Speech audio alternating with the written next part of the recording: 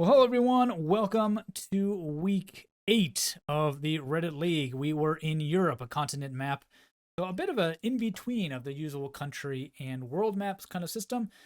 So lots of Europeans, of course, so hopefully they will all do quite well. And this week, my name is Zotomo, and we are not joined by Calamity this week. He's had some IRL issues and some things he needs to take care of. Nothing bad, just lots of fun. So he's having other kinds of fun. But with me this week is IceTharu, formerly of Division 1, now his first season down in Division 2. How are you doing? Hey, I'm doing great. Summer is here in Copenhagen, so life is very nice. And my Reddit or like my Geoguessr is probably not doing great, but otherwise everything is good. Yeah, we're just, Yeah, I think and both, great to be on again. exactly. Yeah, I think both you and me are both kind of in the season where we're just enjoying the game for the game's sake and maybe can't practice and be as competitive as we once were. But yeah, let's just jump right in then to a pretty much all European Division 1. And oops, we can just start with their results first. And their results in there. Yeah, so some pretty interesting results here towards the bottom of the table there. Verdok pulling out a win against M the Baseman, and a very important matchup at the top of the table.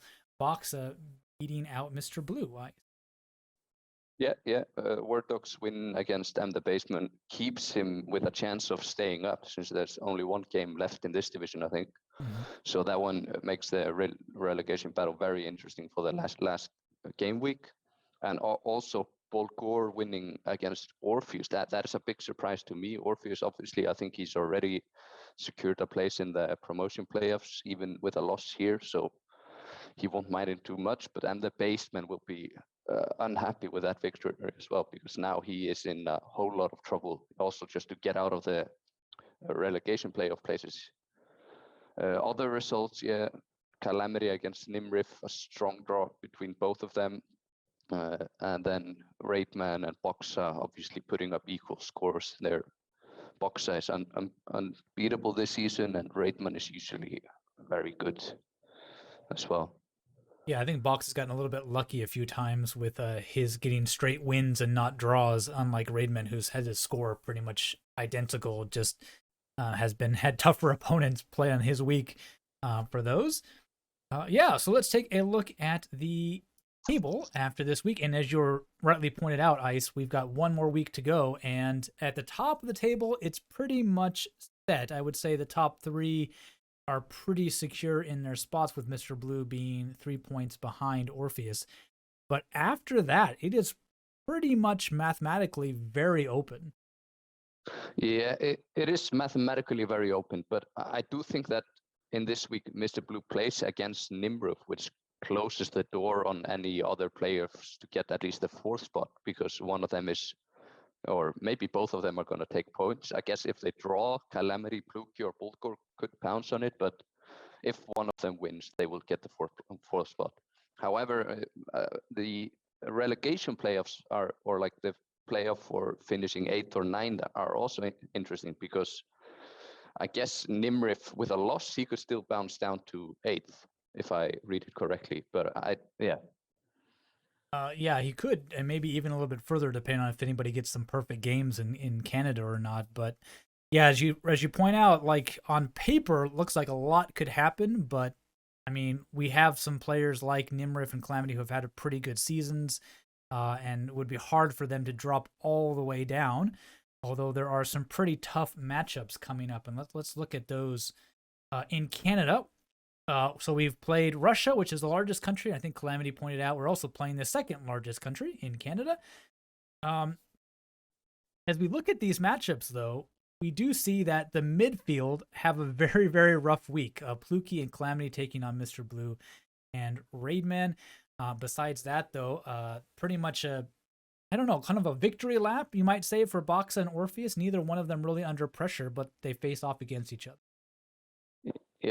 yeah, it does seem like a tough week for Calamity and Orpheus. And the Basement and Bulgur, I guess that is a very big game for the relegation battle. And I was mistaken. Mr. Blue and Nimrif are not playing. I thought I had seen that, but they still, like, I guess then a win for one of them will guarantee them still a fourth place. I guess Mr. Blue has it in his hands, but Pluki is also a strong opponent. So I guess everyone in this division is insanely strong. I got to feel it last season. So there are promoter players who got up there, Calamity and the Basement, despite not being challenging that hard for the title. They're doing really well, in my opinion. Definitely. I think especially M the Basement started out really strong. He had a couple of draws, and I think his only win came pretty early in the season. So yeah, it's going to come down. I think Bulgor and him are the ones to watch. Their matchup will pretty much decide who will be able to, if anybody, escape the relegation playoff spots. But if Pluki pulls out a win, then it doesn't really matter because then they can't overcome him. Yeah, but then they can still overcome Calamity, so it does still matter. Yeah, that's true. Because even the Basement can still go over Calamity. Yeah, so I mean, as long as Calamity, I think will hope to pick up any points. Will be probably good enough. 12 will put him out of the reach of M the Basement, given time and score differential. So yeah, it could be very tight. It could go a lot of different ways in that midfield. And even Verdok, I mean, up against Nimrif in that French derby there, I mean, he could get to 11 points, maybe 12 if he gets a perfect game, but that's not really likely in Canada given how rural it is.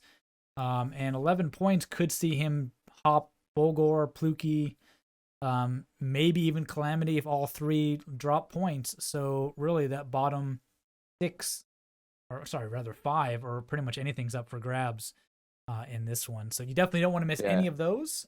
We're hoping to bring as many of them to you as we can.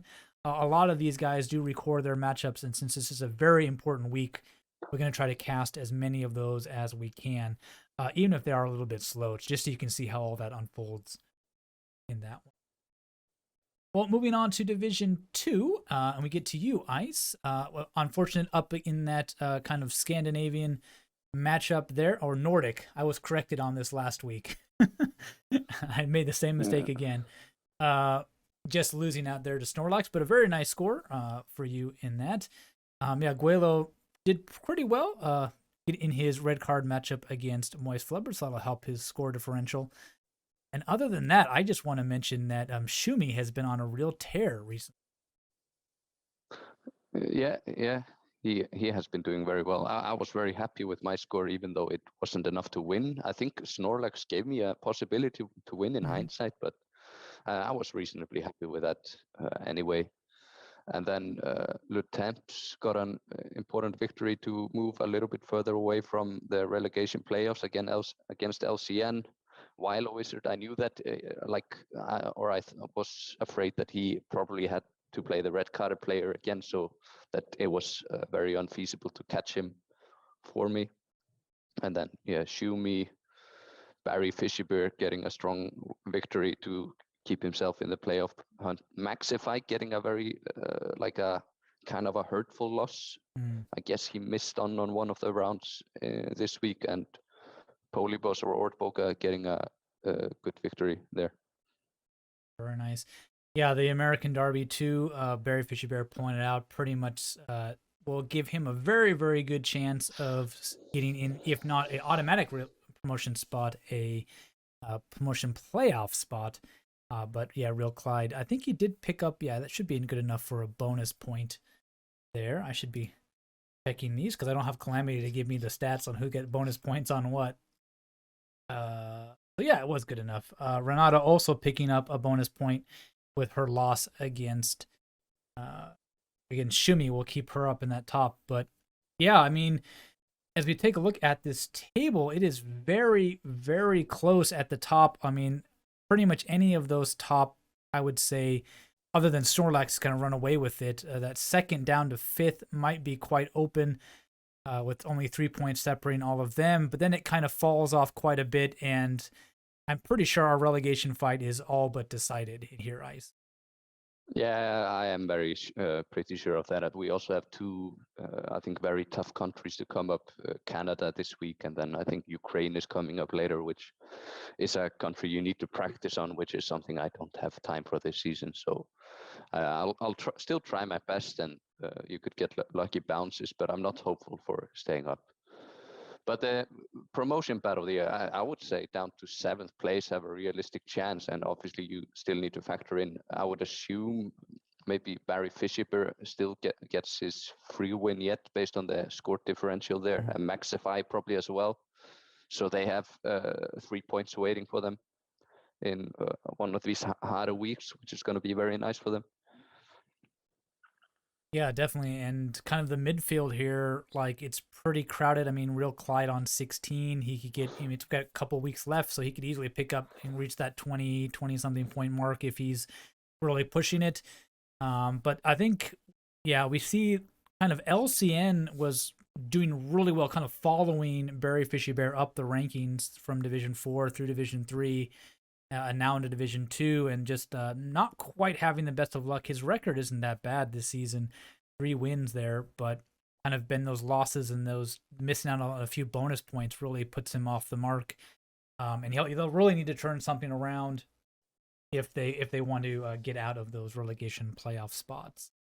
Well, moving on then to their upcoming fixtures. Yeah, definitely a match to watch. Renata against Snorlax, and you, Ice, against the Temps. Pretty much a must win for you if you even want to look in getting out of that last bottom spot. But he definitely wants to win this one for kind of revitalize his chances at the promotions. Yeah. I guess it is as must win and must win game comes in Reddit League, since basically a loss might confirm me down this week because of my score differential and everything. We Snorlax against Renata. Snorlax, he's been on a tear this season, so that's going to be a tough game for Renata. But obviously Canada is not the easiest map. I imagine it can bring up some very tough rural locations. So there's always potential for luck to go your way in those sort of situations. And then a big game on the top, in my opinion, is Real Clyde against Maxify. It would be very tough for Max to lose that one, since then he would be potentially losing a little bit of touch with the 4th place. But then Real Clyde, also a victory for him, puts him right up into the fight. Yeah, not to mention Orboka against Shumi. Orboka is right on that edge of falling into that relegation spot, and even a point or two against Shumi will definitely do him some good. Obviously, 2 points would come from a perfect game. Not very likely, but a bonus point would definitely be something he would enjoy in that one. Well, looking at Division 3 and their results, we do have 2 people on their red card matches this week, Closed and Freckles. Both Europeans didn't have to work too hard to get some very nice scores in this one and worry about any points. But yeah, any of these that were really interesting. Probably the standout score is at the wrong end, with Steal This Nick not even hitting 20,000. Yeah, that's a standout score. I also boot bad and Hugo Alvara. Hugo obviously is not European. He's from as far away as possible, and he almost got a perfect game there.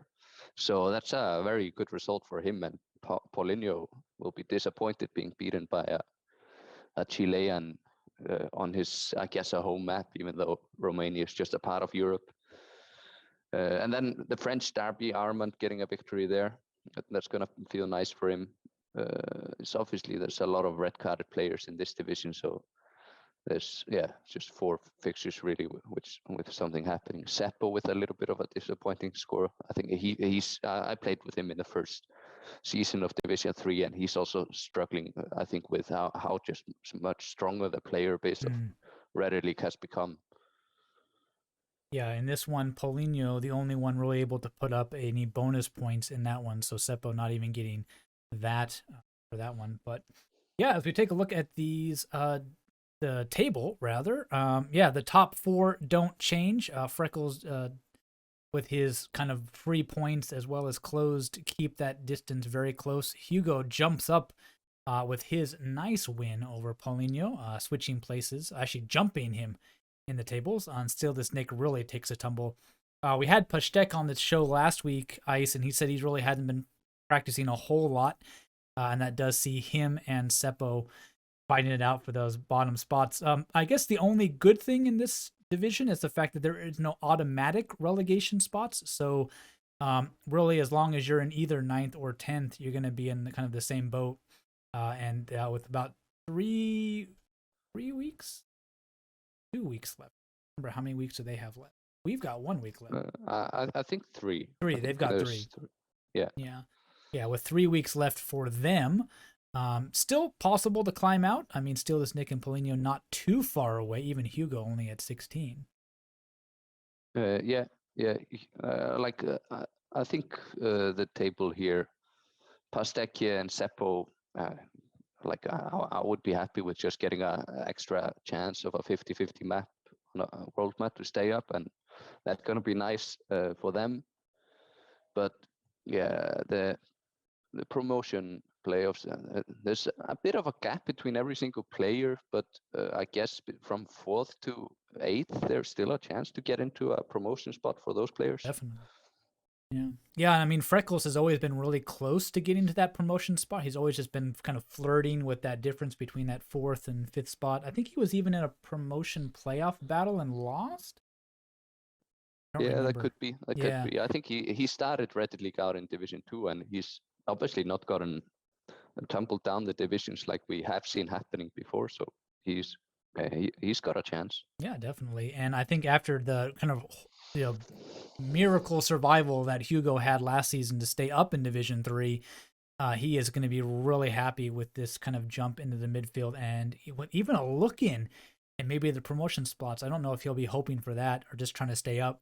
But yeah, with those 2 red cards, really does take a lot of pressure off of these guys finishing up. But yeah, Armand and WTF, pretty much the strong ones. No losses for either one of them. A bunch of draws. 3 perfect games from Armand too. So I think that top spot, pretty much all but theirs. Yeah. Well, their matchups for Canada, and definitely W2F gets his red card match against Firebond. Still, this Nick would be able to sigh a bit of relief, not having to worry about Canada up against Blockchain. But yeah, a bunch of European matchups here.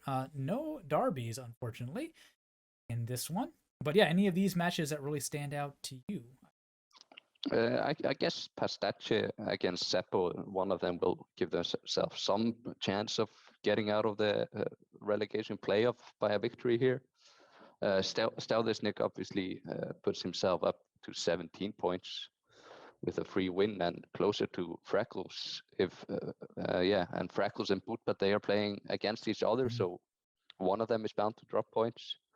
And then Hugo, it's going to be interesting after the last week's very strong score to see if he can do against Armand, who's still unbeaten. Yeah, it would be really interesting if Hugo could pull out a win or even a bonus point against Armand to topple him. Yeah, WTF will not lose his unbeaten streak this week because he's up against Firebond in a red card match. Really, we haven't talked about it too much, but when you play somebody right next to you in the table, it really gives you a chance to put some separation, because if you get 3 points or 4 points, if it's a map where you can pick up a perfect game, then you could really create a lot of separation, especially in these tables where we see that what is it? There's Freckles 18, Closed 17, Hugo 16, and it's 1 point all the way down. So 3 points against somebody right next to you is a huge bit of separation. Yeah. Of course, other people who could definitely jump up in this one, but a lot of these matchups are going to really decide where that breaking point in that table will be with only a couple more weeks left, I think. Yeah, I agree. Well, then moving on to Division 4 and their results, and we've got a bit of unfortunate news. Soviet Spy has just not played the last 2 weeks. Has not been able to be getting a hold of either, so we don't really know why he hasn't played. But that will be his second yellow card in a row, which means there's a kind of a big shakeup in Division 4A. Points being awarded to everybody down who has lost to him. And that means a one more red card match. Solar Sensei, though, not needing to worry about that. A very nice score from him. Wakelock not doing too bad in Europe, but Sepkurist, I think this is our first perfect game we've seen. Yeah, first perfect game in Division 4, I would assume then. They I probably think have this some in week. Division 1 at least. This week, okay, yeah. I think this Yeah, yeah. week, right? And Yeah, and across Europe. I mean, we've a lot of yeah, yeah, Europeans, but yeah. no perfect games. Yeah, Yeah, or we have had a lot of 997s. close calls, but 25,000, that's going to feel nice. And Mm-hmm. a very good performance from him. Also, Mick Platt and Dromi getting strong scores there, and Lunas Jaakko getting a very strong score against Flipster, who I think was doing very well in.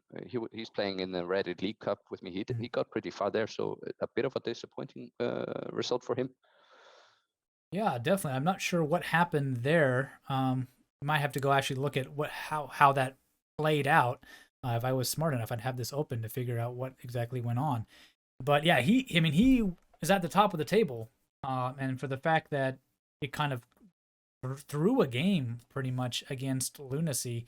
Lunacy will be very happy because that'll give him a good chance of kind of bumping up his chances at promotion. But definitely keeps things very, very close at the top with that loss for him. And of course, that red card changes quite a bit. As we'll take a look at the table now. Flipster actually, despite all the craziness, does move up a slot, which is kind of crazy. Everybody else also taking a bit of a tumble there. Hexalt with not the best result there either, but keeps things very Yeah, tight at the top of the table. yeah. There's a lot of shakeup in this division with players moving up or down. But yeah, there's 3 spots who have a chance of promotion. I guess there is a nice battle there from down to. There's 1 week left here, Yeah, isn't it? yeah, we're back Yeah, to yeah. 1 week again. Canada being our last map for these people. Yeah. Okay, yeah. So Dromi and Wakelok are gonna fight in the relegation playoffs. That's confirmed then. And Flipster, if he managed to hold his nerve, he can get promoted despite that strange game in Europe. Mm-hmm. Yeah, I mean, Pashtetli is definitely safe with only 1 more week. And with, I think him and Sebkirist are pretty much out of reach of anything in the promotion battle. So they'll be just enjoying the sights of Canada. But then, yeah, McPete all the way up. A lot to play for, a lot can shuffle around. Definitely people like Solar Sensei and Hexalt could take that automatic promotion spot off of Flipster. It's really interesting to see that 4, 3, and 1 all the way down the top 3. And then Lunacy has 4 wins as well, just more losses in this one. It's been a bit unfortunate for him. But yeah, that red card for Soviet really took the pressure off of Dromi and Wakelok, who were really kind of sitting there at the bottom, having a bit of a hard time. Soviet was doing quite well towards that kind of middle of the table, and really a sigh of relief for them, not having to worry about that automatic spot, and gives them a chance to duke out. I guess they'll be playing quite a few matches against each other because we'll have a playoff, a best of 3, right? Is it so against each other? Could be. So they'll have quite a few matches they'll have to play against each other to decide who actually goes down. So it'll be a very interesting one to watch for all of that. But yeah, let's take a look at what their matches are coming up. And yeah, Pashtetli against McPete. McPete will be the one who's really got something to play for in that. And yeah, Flipster taking on Dromi. Dromi, not a whole lot to play for, but Flipster a lot could definitely influence things.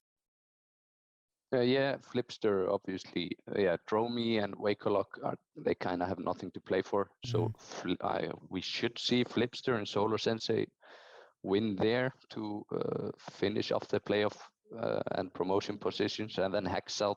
Obviously, Hexalt with a perfect game could reach Flipster as well. And since he's got a free win, he's confirmed at least for the promotion playoffs. So it's going to be interesting to see if Dromi can help his countrymate there and do anything against Flipster. Yeah, definitely. And yeah, with Lunacy and Sebkirist only 1 point away from each other, that will be a pretty vital match to decide. I mean, depending on how Solar Sensei and Wakelot goes as well, who could get what. Again, Canada, not a likely place for a perfect game, so we're looking at 3 points probably max, which would mean that Lunacy has a bit more to play for than Sebkirist, but you know, a lot of spoilers could definitely happen in 4A. But with the lower player with not much to play for, just stealing points from somebody who's hoping to climb up the table. Yeah. Well, moving on to 4B and their results, we get to see my name and my horrible score. We can talk about that a little bit. But yeah, pretty much not a whole lot of surprises here.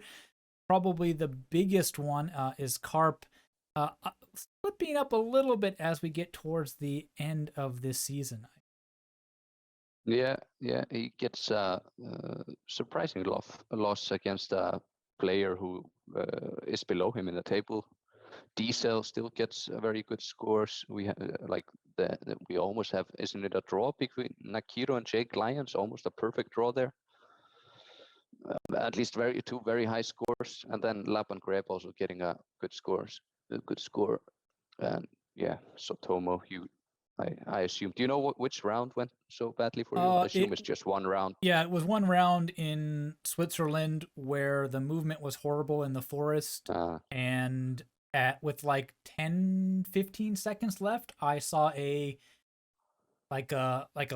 limp white cross flag on red, and I was like, what? And so I with my brain looking at the timer counting down, I panicked and clicked on Denmark, and I was like, yeah. And then I was like, wait a minute, no, it's these mountains don't work. And then time run out, and you're like, So I mean, I think even if I would have gotten another, what did I get? I mean, if I at most I could have probably picked up another 4,000 points, and then I'm still out of draw range. So I mean, I think it was pretty much already sealed. I just made it look a whole lot worse than it was by just, knee-jerk reaction at the last second. It's just not how you want to play, guys. if for 4 minutes or 4 minutes and 20 seconds you feel like you're in one country, just because you see something at the last second, unless it's a really good clue, like you can, go with your gut. And I just second guessed myself, and just panic. So I was like, oh man. So yeah, and Calamity rightly pointed out, there's like no mountains in Denmark. I was like, yeah, but a flag. So, yeah, a bit unfortunate for this, but that means, especially with Laban Greb's win over Pork Steaks, it is very close at the bottom of the table. You can see there me at the very bottom on 8 points, but Hidekmi on 10 in 7. So really, the lower portion of this table, anything can happen. I think, the separation between Jake and Hidekmi is pretty much unescapable. But and then with Carp losing and Nakiro picking up a nice win, that last promotion playoff spots are very open, despite Diesel really running away with it at 27 at the top. Yeah. The relegation battle is going to be interesting to see here, but it does look like Diesel is already a winner, and Carp and Nakiro, maybe a Herjimin can catch Nakiro, but it does look pretty settled with just one game week to go there. So it's the relegation fight, which is going to be exciting in the last week. Yeah, a lot to play for. I think the likes of Jake and Laban Greb can just kind of sit comfortably and realize that, they're not really going to fight for promotion. They're not worried about relegation. They can just enjoy Canada and just do the best they can. Maybe play spoilers, as we'll take a look at their fixtures. Laban Greb could try to hand Diesel his first loss of the season. It wouldn't mean much for both of them, but it would be a feather in his cap for sure. But definitely the matchup we want to pay close attention to. Treblyheart versus Carp, me versus Pork Steaks, and Nakiro versus Hidekmi.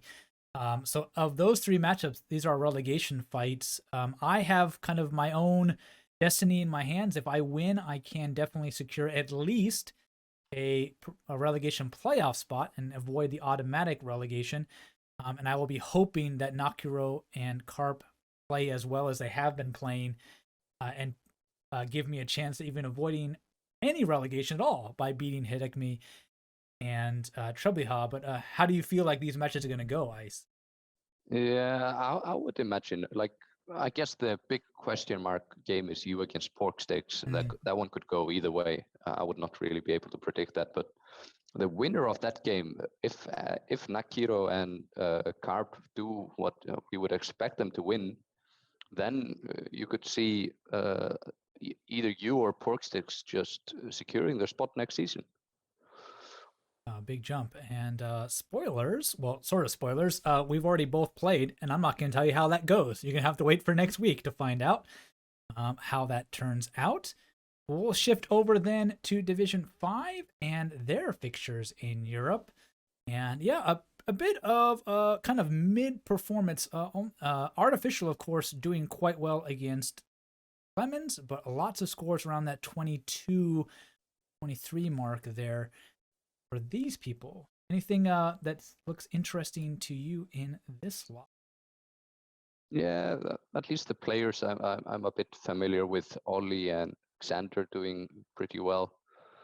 I've also played against the 59 Sound, but he's pretty good. So maybe he would have been expecting to get a bonus point. Maybe he got a bonus point there. And then, yeah, Artificial, he's at the top of the table. Xander, he's also fighting up there. Those three are fighting up there, so they'll be kind of like my expected results as well. Yeah, Soundbite was able to pick up a bonus point, the only one able to do so. And yeah, after he was relegated out of Reddit League and has come back, he has done really well this season. Definitely worth his spot in the table. Yeah, Ollie, Artificial, and Xander all towards the top, doing kind of what we would expect them to do. The one big thing to mention here is Vincenzo, a very nice win against Bombadil. That's a bottom of the table matchup. Doesn't have a lot to do with affecting who survives or not, but it will at least feel good that somebody close to you in the table, you're able to pull out a win in that one. Yeah. Yeah, as we take a look at this 5A table, the top three, nothing changes. Damabi, the only one with a real chance at maybe pipping out Ollie in the final week, but how performances have gone, probably unlikely. And yeah, Soundbite down into Pigwin could be the thing. The automatic playoff spots pretty much decided, but those automatic relegation spots, sorry, are decided. Those playoff spots, though, very much up for grabs in the middle. Yeah, I think you pretty much just covered what can happen in this division. It's really 5th, 6th, and 7th, which where we can see any movement, and then maybe the direct promotion spot. Yeah, and unfortunately, Clemens, Vincenzo, and Bombadil, all of whom not really able to reach anybody in this final week, so they will have to requalify if they would like. Of those, I definitely think Clemens has the biggest chance of requalifying. He has done pretty well in some other competitions, just hasn't really gone his way in Reddit League so much. Vincenzo and Bombadil, though, longtime experts, again, kind of like you and me, Ice, suffering from the just general rising of the level of competition and just not able to really put up the performances they had in previous seasons. But yeah, Artificial, Xander, and Ollie, who was kind of mid-table last season, really pulling out the stops this season. Glad to see that from him in that one. And of course, Soundbite, glad to have him back. Yeah, well, let's look at their fixtures for Canada. And as we mentioned, pretty much the midfield matchups have all to play for, but they probably have the worst matchups, having to take on people in the top half of the table. Yeah, it looks very bleak for Zethelin and Penguin, at least playing against Artificial and Sander. And I guess Sander is also, he would have, I guess he can still hope that Zethelin picks up a surprise win against Artificial to put him in a promotional position. But yeah, this looks like the most exciting games might actually be the ones where stuff is decided already, like Clemens against Vincenzo. That one seems like it could be a close and exciting game. Yeah, definitely. Yeah, Soundbite against Ollie, Penguin versus Xander. Pretty much all of them having to beat somebody who has had a really great season if they want to secure their spot, which is kind of, I would say, almost fitting. Like that, if you could pull off any points out of these guys, you definitely probably deserve to have a free ride in staying in Division 5 next season. Yeah, and Xander and Artificial both pretty much a shot at promotion, just deciding who gets an automatic spot and whatnot. And yeah, then it's our basically at bottom of the table, Clemens and Vincenzo for honors there. Yeah, I guess Amabi could with 3 points and Ollie losing. We could get a really Yeah, crazy situation where he could I pip still out. think the perfect game pretty much Yes, guarantees Ollie at yeah, third. So with Ollie's perfect game. That we have to go down through the list of the possible tiebreakers on points for that one. So yeah, definitely. We'd be watching those matchups and how they can do next week. Well, looking at our results for 5B and our final group here. And yeah, it was Sheldon Wong at the top of the table, being able to just have a relaxing week in Europe and put up a pretty good score despite that. Probably the biggest thing here is Dikmir taking out Jack, who's been on a bit of a run recently. yeah, that's a I guess a good result for Dikmir. Is that how you say it? DQ Yeah, I It's think a Mr. Blue was trying to explain to us how transliterating the Cyrillic alphabet into the Latin alphabet doesn't quite work, and I forget the Q was supposed to be some kind of like a I don't okay. remember, but the sound, yeah. Yeah. So something along those lines. Oh, cool. Yeah, but then yeah, Paranoid getting a victory, which I guess gives him some chance to stay up. Yeah. Yeah, and definitely Neusel and Geoguessr towards the bottom there. Neither of them able to pull out any points in this one against people. Well, Paranoid Android and Arno just above them pretty much seals their fate. As we look at that table, I mean, mathematically, Neusel could come out and replace Paranoid Android, but that was definitely the week to do it with picking up some points against Arno No. But as we look at this, yeah, pretty much 7 through 9 are set. They could shuffle around between themselves. Geoguessr actually, I mean, depending on how things go, might be able to pip out 8th place against Neusel. But then 6th through 4th is going to be a big fight. And then those top 3 could shuffle around quite a bit. So we've got kind of a bit of groups that could shuffle amongst themselves, Ice, but not a whole lot of changing besides that.